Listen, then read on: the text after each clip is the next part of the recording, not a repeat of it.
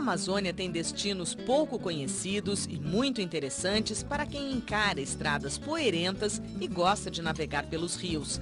Partindo de Santarém, no Pará, cruzando o Amazonas, ficam cidades como Óbidos, de colonização portuguesa. No entorno de Alenquer, há cachoeiras como as do Vale do Paraíso, que refrescam o calor da floresta tropical. O volume de água aumenta bastante em época de chuva. A 45 quilômetros do centro está a Cidade dos Deuses. As rochas esculpidas pelo vento parecem construções feitas por humanos. O ar de mistério e magia se completa com as pinturas rupestres.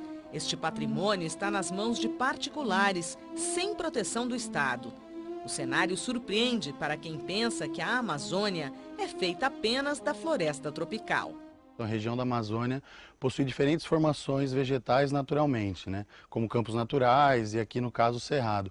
Isso a gente pode notar pela própria característica da vegetação, de troncos retorcidos, folhas mais grossas.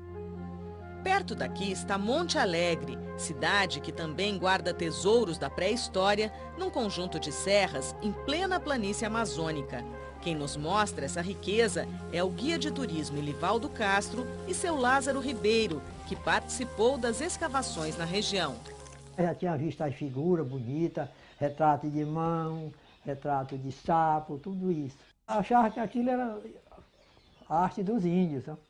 No início dos anos 90, a pesquisadora antropóloga norte-americana Anna Roosevelt, bisneta do ex-presidente Theodore Roosevelt, fez uma série de escavações aqui na região de Monte Alegre para tentar determinar qual a data dessas pinturas rupestres. As análises em laboratórios dos Estados Unidos e da Europa mostraram que a presença do homem pré-histórico aqui nesta região da Amazônia data de 11.200 anos, pelo menos. Os trabalhos da Anna Roosevelt na Pedra Pintada quebrou-se um dos paradigmas que existiam sobre a Amazônia, que era não existir vida pré-histórica na Amazônia. Segundo as primeiras orientações, era que a floresta era pobre de alimento, então logo não poderiam existir pessoas para sobreviver sem alimentação. Depois de provar para a pesquisadora que era grande conhecedor dos bichos e plantas da região, seu Lázaro identificava tudo o que era encontrado no sítio arqueológico. Nós íamos para a Serra da Lua, vinha da Serra da Lua, ia para a Serra do Maxirá, da Serra do Maxirá ia para a Serra do Paituna, largava o carro e ganhava mata, eu com ela parecia que dois doidos, procurando fruta, achava uma fruta, seu Lázaro, que fruta é essa? Tal fruta, eu dizia para ela, ela juntava uma. Eu conhecia isso aí, nem a palma da minha mão. Sol, lua, animal, urna funerária, calendário. Cenas do cotidiano, a caça, um parto. Impossível saber o número de pinturas dos paleoíndios, espalhadas pelas rochas em vários locais, muitos de difícil acesso. É provável que nem todas tenham sido feitas no mesmo período. A tinta para a maioria delas, em vermelho e amarelo, foi o óxido de ferro, presente nas rochas.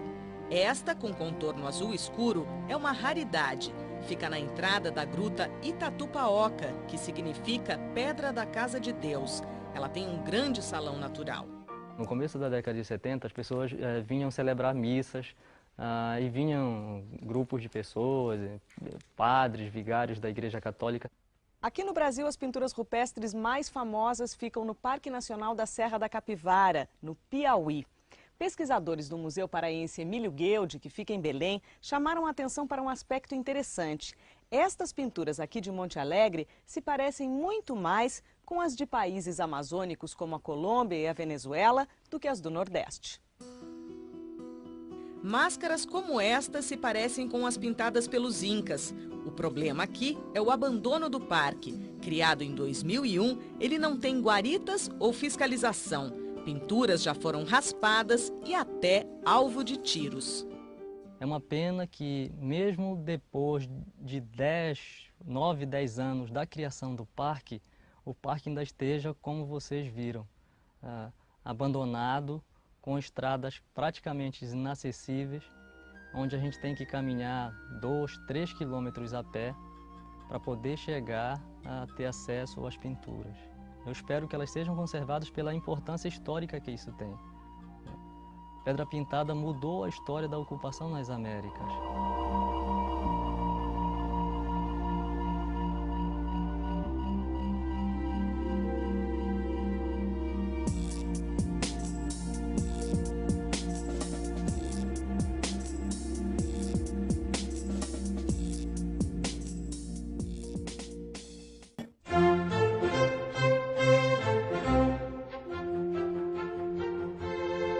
A caverna da Pedra Pintada é conhecida também como Gruta do Pilão e Furna do Pilão, sítio arqueológico com pinturas rupestres localizado na Serra do Paituna. A caverna foi registrada em 1984 pelo Grupo Espeleológico Paraense. Foram responsáveis pela documentação, classificação e análise das pinturas rupestres desse sítio. As escavações feitas neste sítio revelaram ossos, dentes, pigmentos de pintura e pedaços de rocha pintada. A associação desse material com datações obtidas com outras evidências permitiu relacionar as pinturas rupestres dessa caverna com uma ocupação datada de 11.200 anos antes do presente. Além de ser um dos sítios mais antigos da Amazônia, a Caverna da Pedra Pintada apresenta uma característica peculiar para a arte rupestre da região, que é a existência de pinturas rupestres em locais escuros, situados no interior da caverna e que só podem ser observadas com a ajuda de luz artificial, e possui um desenvolvimento de 89 metros. Foram considerados 14 painéis. A altura das pinturas varia de 70 centímetros a 4,60 metros, com temas representados por antropomorfos, zoomorfos, mãos em positivo e grafismos puros.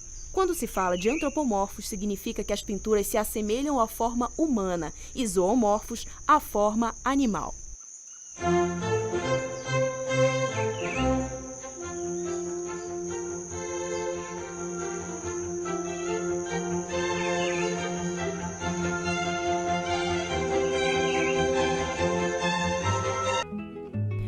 Com isso, a mensagem principal do documentário é voltada para a preservação dos sítios arqueológicos e de seus recursos naturais, de uma forma racional, garantindo sua sustentabilidade e existência para as futuras gerações, pois se torna uma experiência incrível em admirar pinturas tão antigas e que possuem um valor inestimável para a nossa história.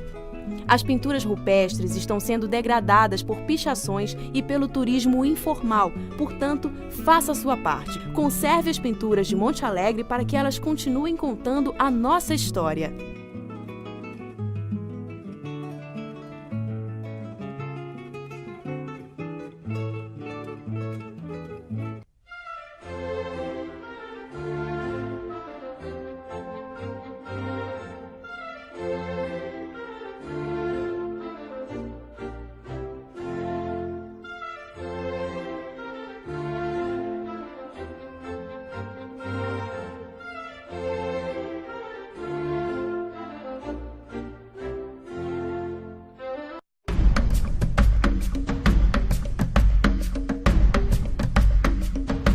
Quantos segredos podem guardar cavernas e pedras milenares? Quais os mistérios que elas podem esconder? E quais podem revelar? A pré-história do continente americano ainda é cercada por dúvidas quanto à origem dos primeiros povoadores, a data e os caminhos que podem ter percorrido. Mas recentes descobertas de pesquisadores brasileiros têm derrubado antigas teorias e colocado o Brasil em foco no meio científico internacional. Os principais responsáveis por essas descobertas são os brasileiros Nied Guidon e Walter Neves. A arqueóloga Nied Guidon e sua equipe encontraram no Piauí os mais antigos vestígios de presença humana em todo o continente americano.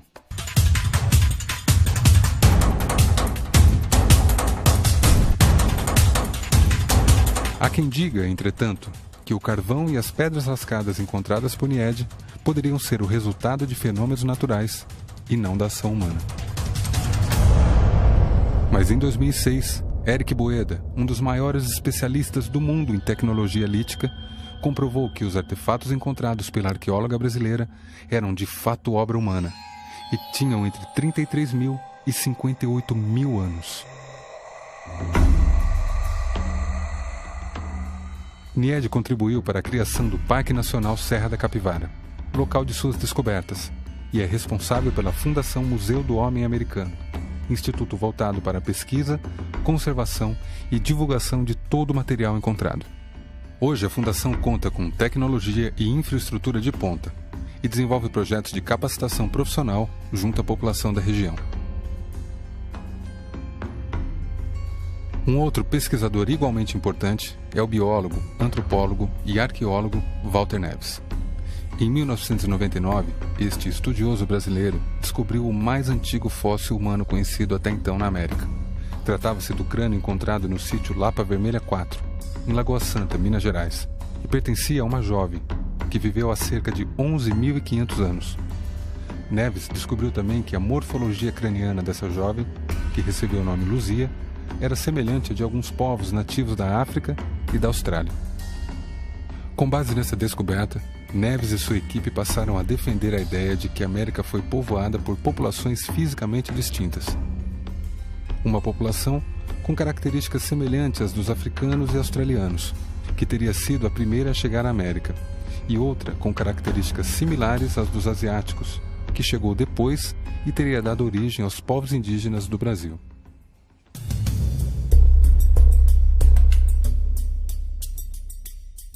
Muitos colegas diziam que o que nós estávamos encontrando em Lagoa Santa era um fenômeno local e que nós não podíamos, vamos dizer, estender para o resto do continente aquilo que nós estávamos encontrando com os esqueletos humanos de Lagoa Santa.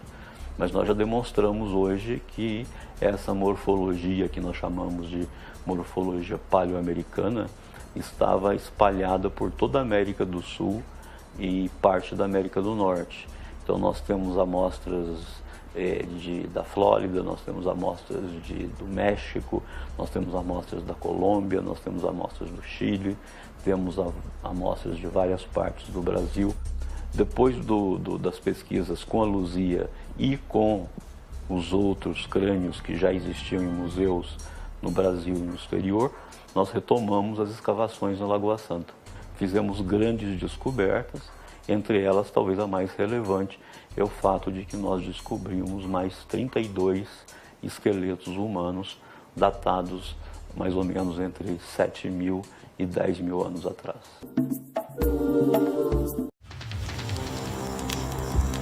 Quem teriam sido os primeiros habitantes do continente americano? Sabe-se que eles eram caçadores de animais já extintos, que sabiam fazer ferramentas de pedra lascada e fogões primitivos onde cozinhavam sua caça.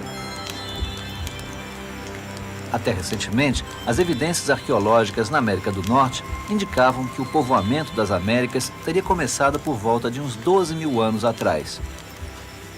No entanto, a descoberta de indícios muito mais antigos de presença humana no Nordeste do Brasil está obrigando os cientistas a reformularem suas teorias sobre a ocupação do continente americano. Milhares de anos atrás, essa região aqui no sul do Piauí, hoje muito quente e seca, já teve um clima muito mais ameno. Aqui viviam grandes animais que eram caçados por homens pré-históricos. No Globo Ciência de hoje, nós vamos ver como estão as pesquisas e descobertas da arqueóloga Niede Guidon, que confirmam que estão aqui no Piauí os vestígios mais antigos de presença humana em todo o continente americano.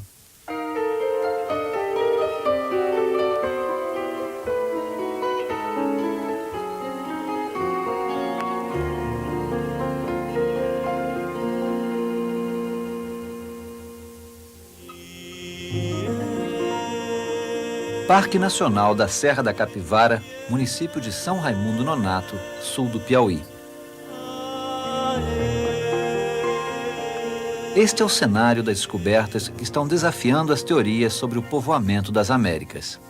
Aqui já foram identificados mais de 200 sítios arqueológicos que indicam que esta região foi intensamente habitada milhares de anos atrás.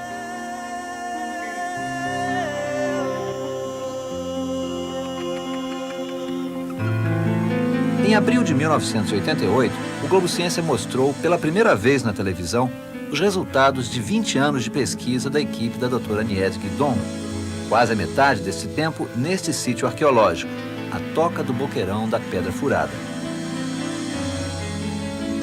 O abrigo natural formado por estas rochas de arenito atraiu para este local muitas e muitas gerações de caçadores pré-históricos, que deixaram suas pinturas como registro de sua presença e seus estilos de vida. Nas escavações feitas aqui, foram encontrados utensílios de pedra lascada, ossos de animais e restos de fogões primitivos com datações de até 50 mil anos. Depois de 10 anos de pesquisas e descobertas aqui no sítio da Toca do Boqueirão da Pedra Furada, a preocupação da doutora Niede Guidon agora é com a conservação desse sítio para que ele possa ser estudado e admirado por gerações futuras. Como é que a senhora está fazendo esse trabalho de conservação? Estamos transformando o sítio em um museu a céu aberto. Obtivemos a colaboração da Fundação Banco do Brasil. Já construímos esses muros de arrimo que impedem o desabamento dos cortes que ficaram da escavação, que preserva aquela parte lá em cima, que é a parte mais antiga, que está ainda debaixo de blocos, que poderá ser escavada no futuro, quando existirem tecnologias mais avançadas. Quantos anos de pré-história a senhora confirmou a presença humana aqui nesse sítio? Aqui a presença do homem está atestada no mínimo de 50 mil anos, porque ainda estamos aguardando datações, de 50 mil até 6 mil anos, uma maneira contínua.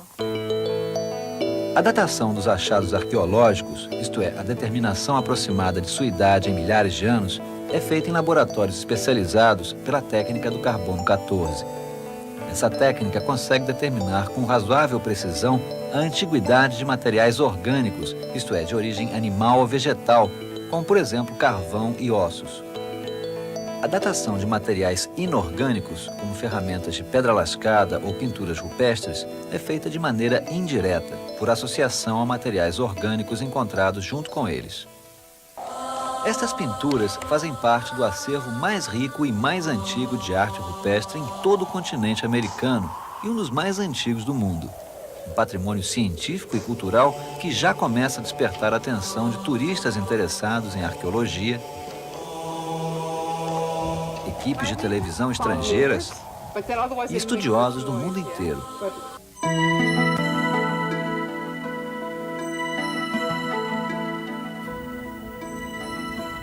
Um outro lado importante da pesquisa sobre os homens pré-históricos é o estudo das ferramentas de pedra lascada que eles usavam. É o que os arqueólogos chamam de material lítico. O professor Hans-Jürgen Müllerbeck, da Universidade de Tübingen, na Alemanha, é considerado uma das maiores autoridades mundiais em pedras lascadas. Ele foi trazido ao Brasil por uma equipe da TV alemã para examinar o material lítico encontrado nos sítios arqueológicos de São Raimundo Nonato.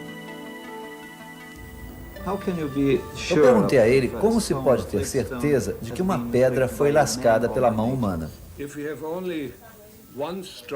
Ele disse que uma pedra que levou somente um golpe poderia ter sido lascada tanto pelo homem quanto pela natureza. Não se pode distinguir uma da outra. Mas no caso de pedras como esta, com marcas nítidas de que foi golpeada e retocada várias vezes, pode-se ter certeza absoluta de que ela foi talhada pela mão humana. Then I'm absolutely sure that this was made by men. Qual é a sua opinião pessoal acerca da antiguidade desse material que tem sido escavado pela equipe da doutora Niede Guidon? This is really the first proof that here stone tools are available which are older than 20. Ele acredita que estas sejam as primeiras provas de pedras lascadas na América com mais de 20 ou 30 mil anos. Diz que já se esperava por isso há algum tempo, mas que em arqueologia é preciso comprovar e ouvir as críticas de outros colegas.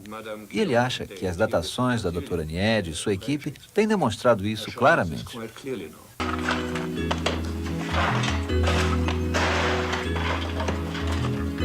Uma outra ajuda que tem sido importante nas pesquisas da doutora Niede Guidon é a de moradores da região que ela treinou nas diversas técnicas do trabalho de campo em arqueologia. Todos eles aqui aprenderam conosco a fazer todo esse trabalho fino de escavação. Porque seria impossível aqui no Piauí, tão longe, num lugar difícil, nós trabalharmos unicamente com estudantes. Então nós formamos o pessoal local e eles já sabem fazer todos os tipos de trabalhos técnicos. A doutora Niede tem esperança de que, ao serem engajados nos trabalhos de arqueologia, os moradores da região ajudem cada vez mais a conservar esse patrimônio científico, cultural e ecológico que está ameaçado de depredação.